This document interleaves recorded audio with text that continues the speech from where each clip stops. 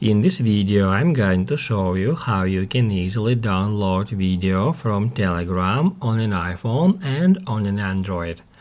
Be sure to watch the video to the very end so you don't make any mistakes. On an iPhone, first off, we need to open up Telegram app and then head over to a conversation. Let's say I want to download this video on my device.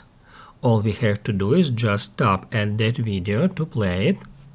Then tap right here at three dots at the top right corner and then select Save Video.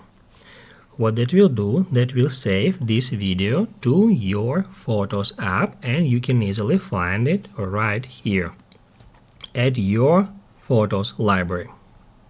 On an Android, first off, we need to open up Telegram and then get into a conversation, and then in the same way we need to tap at a video to play it, then tap at three dots at the top right corner and then select Save to Gallery.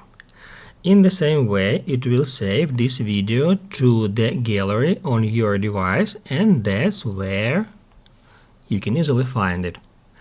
If this video helped you out, don't forget to hit the like button.